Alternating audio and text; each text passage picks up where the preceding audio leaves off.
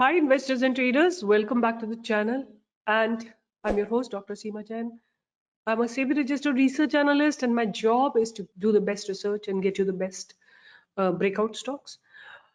अगर आपको मेरा काम अच्छा लगता है, please give a thumbs up, like करते जाइए, शेयर करते जाइए और कुछ ना कुछ कमेंट लिखते जाइए, बिकॉज इससे क्या होता है कि ये जो YouTube वीडियो है ये एल्गोरिदम में आ जाता है और बहुत लोगों को बेनिफिट होता है. You all know that everything that we do is free. मतलब हमारा जो भी एजुकेशनल, जो मैं एजुकेट करती हूँ यूट्यूब पे, वो फ्री है. रिसर्च एब्सोल्युटली फ्री है. हाँ, हम definitely we conduct webinars because there is a lot of labour that goes into it. 6 महीने तक हम आपको कंटिन्यूसली एजुकेट करते रहते हैं. Then we allow you to repeat the webinar. About 8 mentors are training you. So like their family runs on this. That is why we have to charge a fee. But nevertheless, the kind of work we do is just phenomenal. And yeah, so from here I would go on and talk about the stock that is on my radar. मेरे radar पे एक stock है जो कि अभी recently launch हुआ है, कुछ नवंबर में, अराउंड 21 नवंबर के आसपास लॉन्च हुआ है. और मैं इसके फंडामेंटल्स देख रही थी. तो होता क्या है in general, when the stock is launched, the IPO is launched, you know, the fundamentals are little tweaked. मतलब जो जैसे PE है या फिर सेल्स है या फिर प्रॉफिट है या फिर EBITDA है, ये सारे थोड़े से मैनेज्ड होते हैं. मतलब उनमें थोड़ा सा मैनेजमेंट होता है, थोड़ा उसको हमेशा बेटर दिखाया जाता है, प्रॉफिटेबल दिखाया जाता है, हर चीज को अच्छा करके दिखाया जाता है. I believe that they are not actual. तो जब भी कभी ऐसे कोई स्टॉक लॉन्च होता है, मैं वेट करती हूँ उसके प्राइस का कि वो मुझे एक स्टेबिलिटी दिखाए. राइट, आपने देखे होंगे बहुत सारे ऐसे स्टॉक्स थे, जैसे पेटीएम था, नायका था, कई सारे ऐसे स्टॉक्स हैं जो कि करेक्ट हुए हैं. मैं एक एक क्वेश्चन का आंसर करना चाहती हूँ. मैंने एक स्टॉक दिया था नायका, राइट, बहुत पहले दिया था, अभी नहीं दिया था. नायका मैंने कुछ 1400 पे दिया था और ये स्टॉक ने हाई लगाया था 1800 का, राइट. और जब हमने दिया था, अब किसी ने लिखा है अभी तो 150 रुपए का है. तो आज की बात तो हम कर ही नहीं रहे. हम तो बात कर रहे हैं जब ये 1400 से 1800 गया था, आपको मोर देन 20% का रिटर्न मिला था, right. What I want to tell you कि हमने यहाँ पे कहीं पे दिया था इसको 1400 के आसपास, मतलब यहाँ पे कहीं पे आपको दिया था इस जगह पे. और यहाँ से स्टॉक जो है यहाँ तक गया था, आपको 20% का रिटर्न इस स्टॉक में दिया था. अब द क्वेश्चन इज कि ये 150 पे क्यों दिख रहा है अभी? अभी इसलिए दिख रहा है कि स्टॉक में एक स्प्लिट हुआ है, 6:1 का स्प्लिट हुआ है, राइट. दैट इज वाई आपको जो है आज स्टॉक 150 का दिखता है. 150 के हिसाब से भी आज अगर हम बिफोर वैल्यू पे चले जाते हैं तो इसकी वैल्यू है करीब 900 रुपए, right. Because 6 times it has been split. जो 900 का स्टॉक था, अगर उसको हम स्प्लिट करते हैं तो उसमें से 6 स्टॉक्स बनेंगे 150 के ईच के. हमने जब आपको दिया था तो ये कुछ 1400 रुपए पे था. 1400 रुपए से मतलब आज अगर हम आज की वैल्यू देखें तो 270 पे था. और 270 से इसने हाई लगाया था 300 प्लस का, 316 का. तो हमारे हिसाब से इसने 20% आपको रिटर्न दे दिया है, which is more than enough. आपको उससे ज्यादा रिटर्न लेने की उम्मीद भी नहीं रखनी चाहिए. अगर आपको लगता है कि कुछ कंजेशन हो रहा है और कुछ ड्रॉप आ रहा है, जस्ट एक्सिट योर ट्रेड. सो इसलिए वो तो इनवैलिड हो जाता है कि अब कहाँ पे है. आपको प्रॉफिट भी तो बुक करना है. अगर प्रॉफिट नहीं बुक करोगे तो बहुत सारे स्टॉक्स ऐसे गिर जाते हैं, बिकॉज मार्केट ऊपर नीचे चलता रहता है. एनीवे, आज मैं एक स्टॉक की बात करूंगी. उस स्टॉक में मैं 2 मिनट में जाती हूँ. पहले हम उसकी फंडामेंटल्स की बात कर लेते हैं. तो कंपनी का नाम है सत इंडस्ट्रीज लिमिटेड. उसकी मार्केट कैप है कुछ 843 करोड़ की. स्टॉक की पीई कुछ 21 रुपए. ROC is about 20% and ROE is about 18%. Now let's go to the pros. Company is expected to give good quarter. Company has delivered good profit growth of 54% CAGR over last 5 years. That's a very positive point. And cons are stock is trading at 3.75 times its book value and company has low return on equity. That's a concern. अगर इसके आप peers देखें, I don't know, somehow I'm not convinced with its peers. It says Adani Enterprises, Redington, Aegis Logistics, Rain Industries, MMTC, whatever. I just went to their website and I wanted to check what exactly they do. So they said that holding India's top companies in the manufacturing, education, leasing, finance, investments, domestic trading, and import and export sectors. Who we are, right? So what I understand, they basically are into managing portfolios, right? That's what I'm understanding. कि एक बार देखते हैं what else, what can I understand?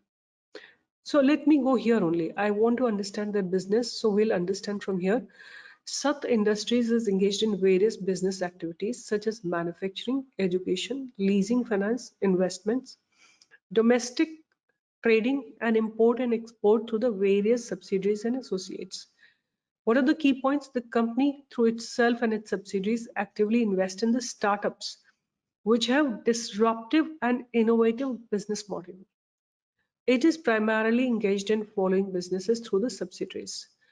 One is the Saha Polymers Limited, manufacturer and exporter of PP woven bags. Woven bags, box bags, BOPP laminated bags, and then Aeroflex Industries, manufacturers and exporter of SS corrugated flexible flow solutions, which include stainless steel flexible hoses and assemblies.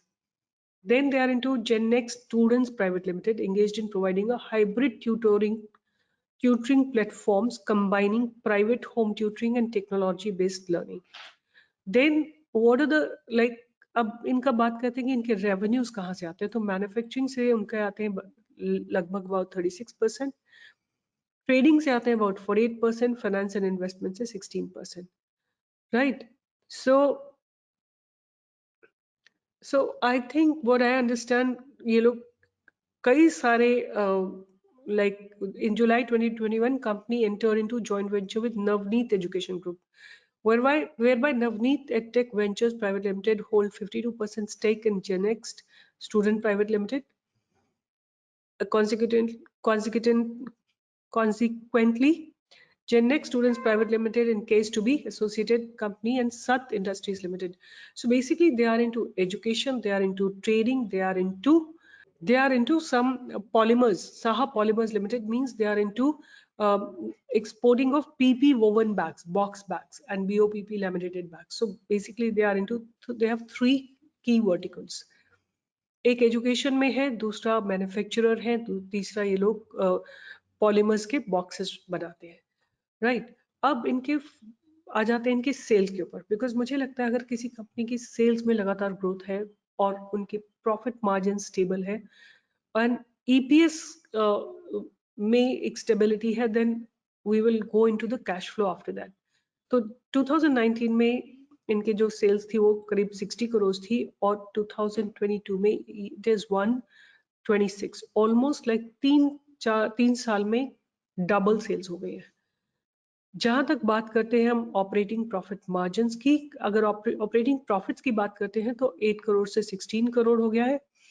और OPM की बात करते हैं तो एक stability है, कुछ 14, 15, 16, 17, 19, 15, 14, 12 like that. उसके बाद अगर हम बात करते हैं ईपीएस की, तो नेट प्रॉफिट की बात करते हैं तो from negative the company has turn into positive over the last few quarters. And जहां तक ईपीएस की बात करते हैं तो ईपीएस भी इनके थोड़े हैं, छोटे हैं, बट इट्स फाइन. अब हम ईयर ऑन ईयर सेल्स पे बात करते हैं तो 2011 में 52 करोड़ थी, उसके बाद एक डिप आया था 2015 में, and then again company has bounced back and the sales are almost like 10 times. जहां तक हम बात करते हैं ऑपरेटिंग प्रॉफिट मार्जिन्स की, तो 2011 में 2 करोड़ एंड 2022 में about 60 crore. Operating profit margins are stable. And जहां तक ईपीएस की बात है तो ईपीएस स्लोली ग्रो कर रहा है थोड़ा थोड़ा हर साल में. उसके बाद बात करते हैं बोरोइंग्स की, तो बोरोइंग में थोड़ा सा इंक्रीमेंट हुआ है and reserves and borrowings are almost having 1:2 ratio. And जहां तक हम कैश फ्रॉम ऑपरेटिंग एक्टिविटी की बात करते हैं तो cash is being generated. I just want to see कि ये कैश का कर क्या रहे हैं अपने कैश का. तो इससे एक तो ये लोग फिक्स्ड एसेट्स परचेज कर रहे हैं majorly, and then work in progress जो काम उनके चल रहे हैं उसमें ही 13 करोड़ स्पेंड कर रहे हैं। तो so far they have net cash flow, that's a positive point. और एक जो इम्पोर्टेंट चीज है, डेटर डेज बहुत कम हो गए हैं, 500 से जस्ट अबाउट 85 पे आ गए। और जहां तक प्रोमोटर्स की होल्डिंग की बात करें तो वो स्टेबल है, और पब्लिक की होल्डिंग भी स्टेबल थोड़ी सी कम हुई है, और एफआईआईज ने थोड़ी सी पब्लिक से होल्डिंग खरीदी है। यहाँ पे देखो आप, इस क्वार्टर में 48.42 था, एफआईआई 0 थे, पब्लिक की होल्डिंग थोड़ी कम हुई है और एफआईआईज ने थोड़ी सी एंट्री ली है लेटेस्ट क्वार्टर में। अब चलते हैं इनके प्राइस के ऊपर और सत इंडस्ट्रीज को देखते हैं कि कैसा लग रहा है। दिस इज सत इंडस्ट्रीज, और आप इसको नोटिस करिए, this is how the stock price looks. Price is, मैं इसको मार्क कर देती हूँ। प्राइस 21 नवंबर को लॉन्च हुआ था, उसके बाद गैप अप ओपनिंग हुई। नेक्स्ट कुछ दिन तक स्टॉक ऊपर ऊपर गया है, फिर थोड़ा correction, up down up down up down. But important point जो नोट करने की है कि इसने अपने आईपीओ वैल्यू के नीचे नहीं गया है। जिस दिन आईपीओ लॉन्च हुआ था उस वैल्यू के नीचे नहीं गया है। और अभी आज जो वॉल्यूम्स आए हैं, those volumes are phenomenal volumes. Have a look at this volumes. एक वॉल्यूम स्क्वीज हुआ है, वॉल्यूम कंप्रेस्ड हुए जब ये सेलिंग आ रही है। देखो, जब प्राइस ऊपर जा रहा है तो वॉल्यूम हाई है। ये देखिए, जिस दिन ग्रीन कैंडल्स बनी है, ऊपर प्राइस जा रहा है, वॉल्यूम्स आर हाई। जब स्टॉक नीचे है, नीचे जा रहा है, तो वॉल्यूम्स बहुत थोड़े हैं। आप इस बात से ये समझ सकते हैं कि रिटेल तो इससे एग्जिट कर रहा है, बिकॉज उसने यहाँ पे बाय किया 58 पे, और उनको लगा कि ये 70-72 बहुत अच्छा प्रॉफिट है, और they are exiting. Yeah, this is all retail. Volumes are very low. I hope you understand the connection between price and the volume. So volumes, जब तक ये horizontal है price, volume भी negligible है, least volume है। और उसके बाद आज एक ब्रेकआउट आया है with volume bigger than the past, right.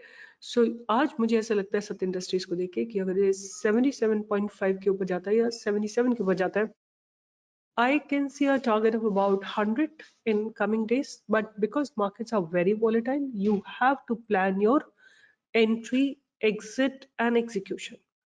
तो कैसे आप एंट्री एग्जिट कर सकते हैं, कैसे आप अपना प्लान कर सकते हैं? अगर मैं बोल रही हूँ कि 100 आने वाला है, अभी हम कुछ 74.5 पे हैं, तो आप कुछ क्वांटिटी कहीं पे, like I tell you what you can do is, कुछ क्वांटिटी आप यहाँ पे खरीद सकते हैं, कुछ क्वांटिटी अगर ये नीचे जाता है, और कुछ क्वांटिटी अगर ये यहाँ पे जाता है।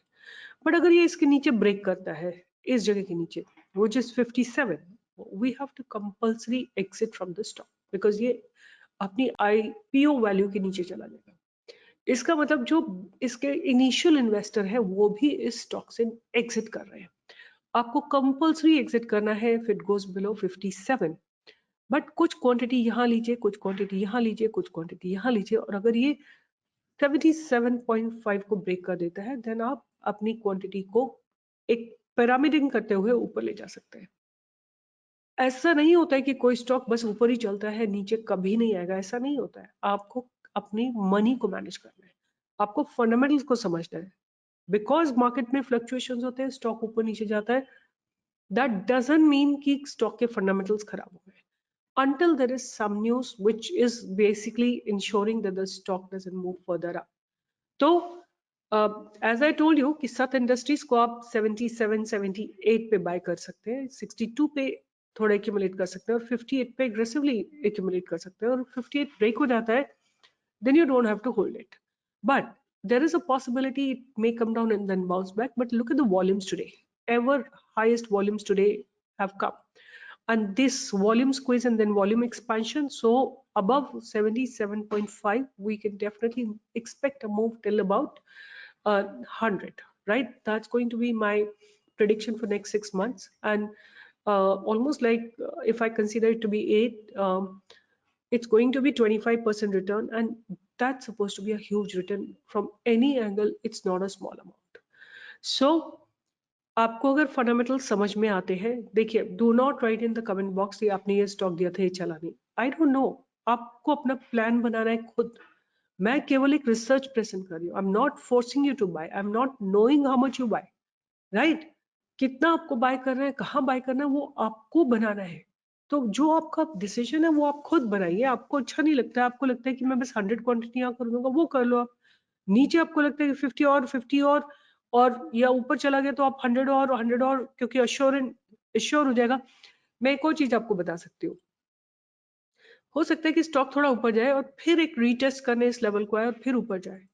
आप यहाँ पे कुछ बाय कर सकते हो, फिर ऊपर गया और दोबारा नीचे आके रीटेस्ट करेगा, तब आप और क्वांटिटी एग्रेसिवली एक्यूमुलेट कर सकते हो। तो ये था मेरा स्टॉक सत इंडस्ट्रीज। यहाँ पे देखिए, और जिसको नहीं समझ में आ रहा है, lot of you people right कि हमको आपका स्टॉक नहीं समझ में आता है, तो मैं आप लोगों के लिए वाटरमार्क लगा देती हूँ ताकि आपको क्लियरली दिख जाए कि कौन सा स्टॉक है। सत इंडस्ट्रीज लिमिटेड, राइट? ये आपको स्टॉक ढूंढना है और यहाँ पे भी आप देख सकते हैं टॉप पे सत इंडस्ट्रीज लिमिटेड। और मुझे अच्छा लग रहा है, फंडामेंटल्स अच्छे लग रहे हैं एज ऑफ नाउ, आगे का पता नहीं। और if you like the work, if you find the work good, if you've not heard about this talk earlier from anybody else, please give a thumbs up, like, share and subscribe. All the best and साथ बने रहिए। रोज live trading करते हैं हम लोग 10 से 11। in spite of challenging market circumstances, we try to give you the best talk, and I hope you are making money. All the best. Take care. See you in the next video.